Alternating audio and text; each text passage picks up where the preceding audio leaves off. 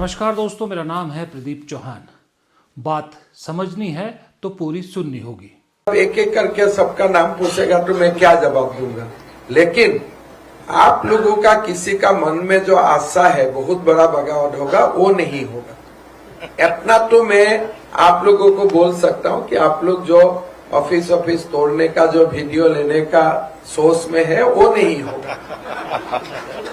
वो वाला काम नहीं होने वाला है। हेमंत दादा कह रहे हैं कि कोई बगावत नहीं होगी, पार्टी में कोई रोष नहीं है। लेकिन हेमंता बिस्वा शर्मा जी, आपकी ये बात सुन के मुझे वो कहावत याद आ गई जहाँ कहा जाता है कि शोर वही मचाता है जो खोखला होता है, डर वही दिखाता है जो अंदर से कमज़ोर होता है। जब आपको पार्टी में पता है बगावत नहीं होगी तो ये चीज़ बोलने की ज़रूरत क्या है? क्यों आप इस बात का इशारा कर रहे हैं? वो इसलिए कि हकीकत ये है कि कांग्रेसी नेताओं को अपने पाले में करने का प्रेम हेमंता बिस्वा शर्मा को तो भारी पड़ ही रहा है, बीजेपी को भी बहुत भारी पड़ रहा है। असम में खास करके कांग्रेस के सांसद प्रद्युत बरदलोई की बीजेपी में एंट्री के बाद से बीजेपी में असम में भगदड़ सी मच गई है, हलचल मची हुई है। एक तरह से वहां कहो कि लोग स्तब्ध हैं, क्योंकि जो विधानसभा चुनाव के टिकटार्थी हैं वहां पर शॉर्ट लिस्ट जो कैंडिडेट किए गए हैं उनमें से बहुत से ऐसे हैं जो कांग्रेस के हैं, जो Himanta Biswa Sarma time to time BJP में लेकर आए हैं, और जो बीजेपी के पुराने लोग हैं जिन्होंने बीजेपी को खड़ा किया, उनका हाल ये है। देखिए, रो रहे हैं क्योंकि टिकट नहीं मिल रही। टिकट उनको मिली जो कुछ दिन पहले तक कांग्रेस में थे। कुछ पार्टी प्रभारी सीनियर नेता खुलेआम ऐलान कर रहे हैं कि वो पार्टी के खिलाफ चुनाव लड़ेंगे, आज़ाद उम्मीदवार होकर चुनाव लड़ेंगे, तो कुछ पार्टी से इस्तीफा दे रहे हैं। ये असम बीजेपी की अभी हालत है। कारण सिर्फ हेमंता बिस्वा शर्मा का एक पागलपन या सनकीपन कि जितने कांग्रेस के नेता हैं सबको पार्टी में ले आओ, बीजेपी में ले आओ। मोदी जी कहते रहे कि कांग्रेस मुक्त भारत करना है, लेकिन हेमंता बिस्वा शर्मा कांग्रेस युक्त बीजेपी तकरीबन कर चुके हैं असम में। असम के लोग कहते हैं सत्ता में कोई आए, चाहे पक्ष आए चाहे विपक्ष आए, राज तो कांग्रेस का ही होगा, क्योंकि दोनों ही तरफ कांग्रेसी दिख रहे हैं। हेमंता बिस्वा शर्मा खुद की इमेज अभी तक एक बीजेपी नेता की नहीं बना पाए। असम में आज भी लोग उन्हें कांग्रेस नेता के रूप में जानते हैं। वो हेमंता बिस्वा शर्मा अब प्रद्युत बोरदोलोई को भी सांसद से हटाकर विधानसभा चुनाव लड़वा रहे हैं, और जो वहाँ पर अब तक बीजेपी के लिए मेहनत कर रहे थे, जो बीजेपी के टिकट के चाहवान थे, वो आज़ाद उम्मीदवार का ऐलान कर चुके हैं कि हम तो ताल ठोकेंगे। प्रद्युत बोरदोलोई के बेटे ने भी खुद, जो कांग्रेस के टिकटार्थी थे, उन्होंने अपना नाम वापस ले लिया, लेकिन अपने पिता के साथ दूरी बना ली है। उन्होंने यही कहते हुए अपना नाम वापस लिया कि मेरे पिता जब पार्टी के साथ नहीं हैं तो मुझे भी शायद टिकट लेने का कोई हक नहीं है। और ये बीजेपी के अंदर ये तो अभी मोटे मोटे तौर पे दिख रहा है कि ये हो रहा है, लेकिन निचले लेवल पे, निचले तबके के लेवल पे जो कार्यकर्ता है वो इस बात को हजम ही नहीं कर पा रहे कि जिस नेता को हम अब तक आगे कर रहे थे, जिसे हम अपना विधायक बनाने की कोशिश कर रहे थे, वो तो अचानक टिकट की रेस से बाहर हो गया, और जिस कांग्रेसी को हम कोसते थे वो अब हमारा नेता हो गया। आप असम बीजेपी का कुछ दिन पहले का ट्वीट देखिए, जिसके हिसाब से प्रद्युत बोरदोलोई, जो अभी चांद का आंखों का तारा हो गए हैं हेमंता बिस्वा शर्मा के, वो सबसे भ्रष्ट कांग्रेसियों में से सबसे भ्रष्ट नेता थे। उनके खिलाफ एक कैंपेन चलाया गया था, लेकिन अचानक से 2-3 महीने में ही खेल ऐसा बदला कि वो बिल्कुल दूध के धुले हो गए। अब बीजेपी के चहेते हो गए, बीजेपी के भी नहीं, हेमंता के चहेते हैं।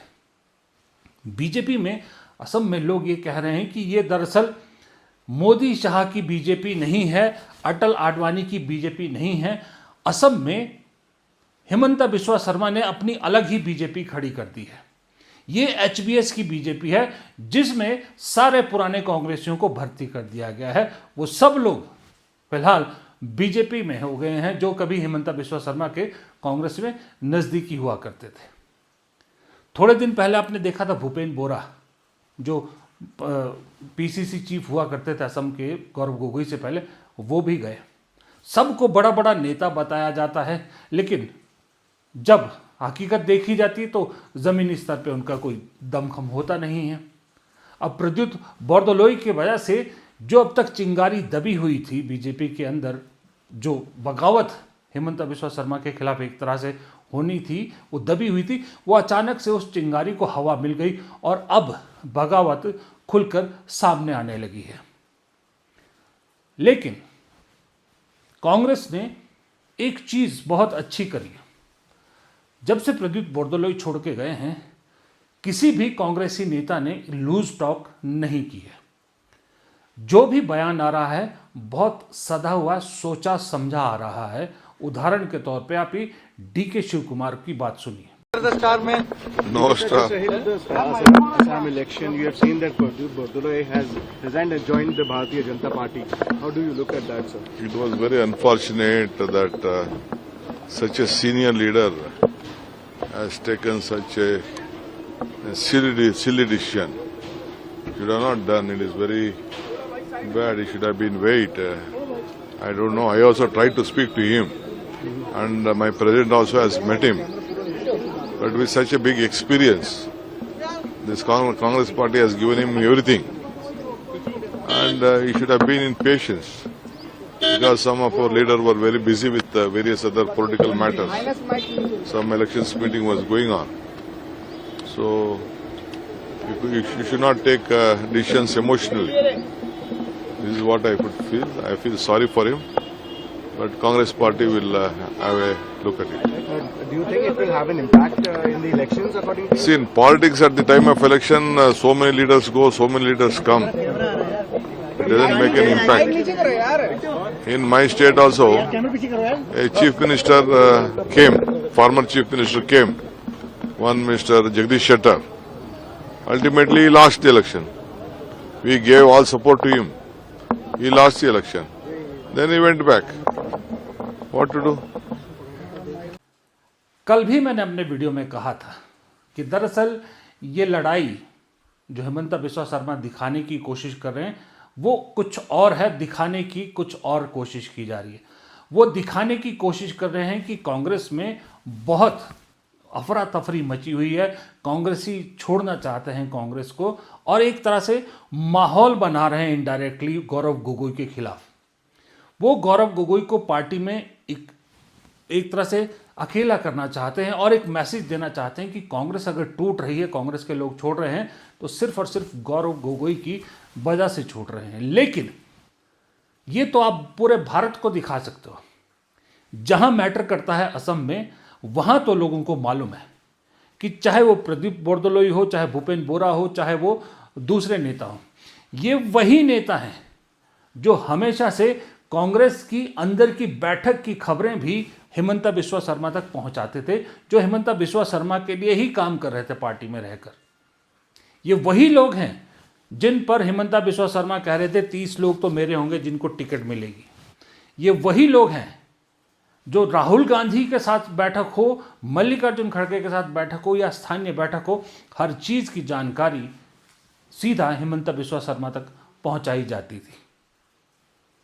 एक्सपोज हो गए। दरअसल जब ये खबरें आती थी ना कि अभी कांग्रेस की बैठक खत्म नहीं हुई होती थी, हिमंता बिस्वा शर्मा मीडिया में बयान दे देते थे कि कांग्रेस में ये हुआ है और ये हुआ है, तो कांग्रेस को समझ नहीं आ रहा था कि ये जो हो रहा है इसको रोका कैसे जाए।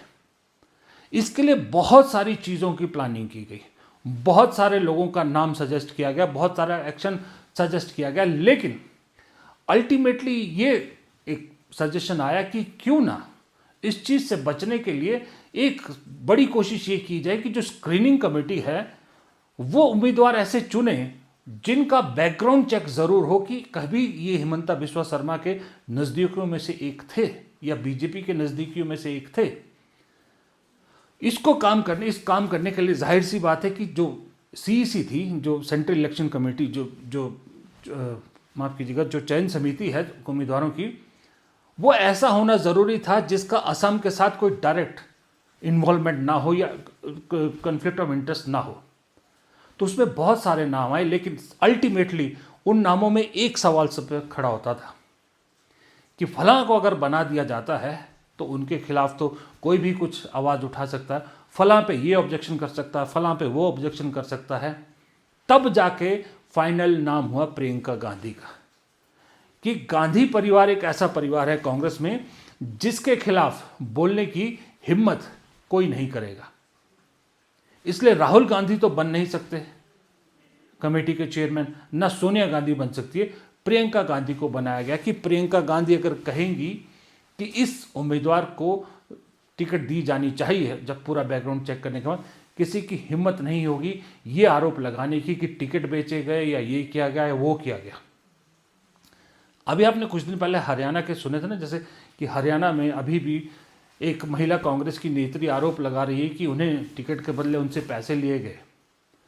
इस तरह के आरोप असम में ना लगे इसलिए प्रियंका गांधी की सीधी इन्वॉल्वमेंट की गई और उसका असर है। मैंने कल के वीडियो में भी बताया था कि इसीलिए मैं कह रहा हूं कि कांग्रेस को प्रद्युत बोरदोलोई का जाना सेलिब्रेट करना चाहिए, भूपेन बोहरा का जाना सेलिब्रेट करना चाहिए।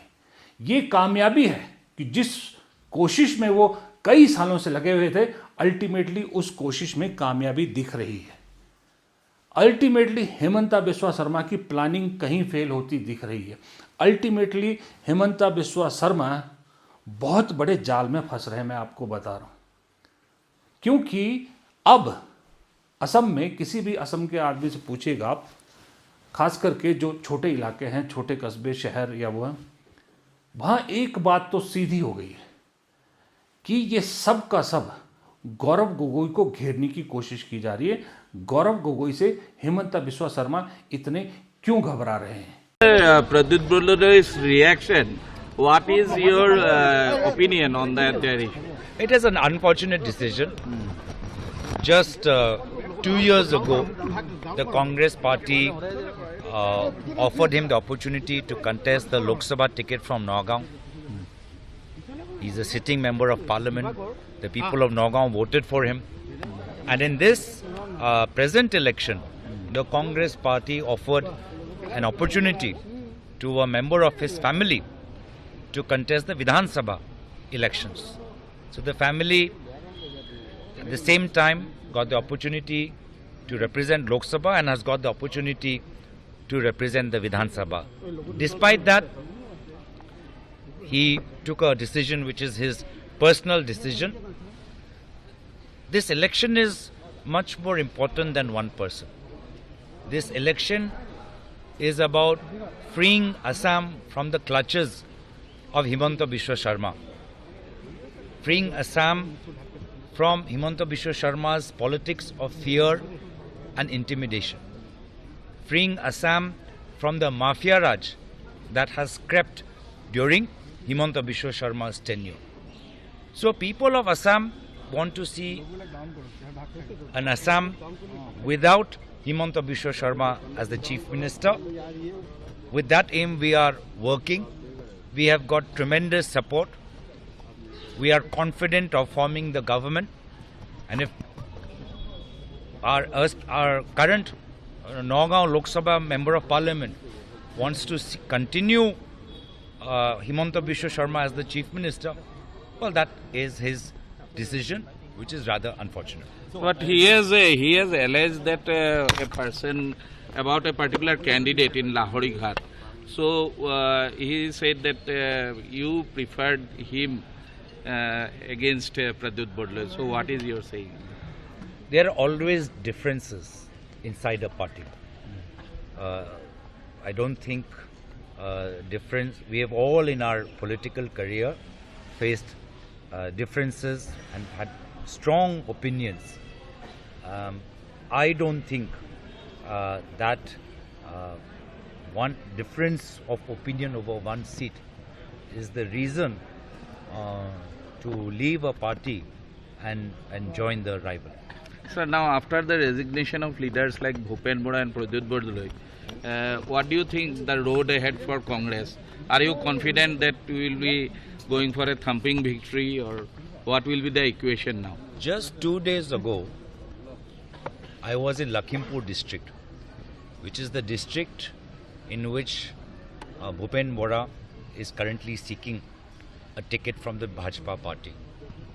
And I have witnessed a tremendous growth in the popularity of the Congress party, in the organizational strength of the Congress party.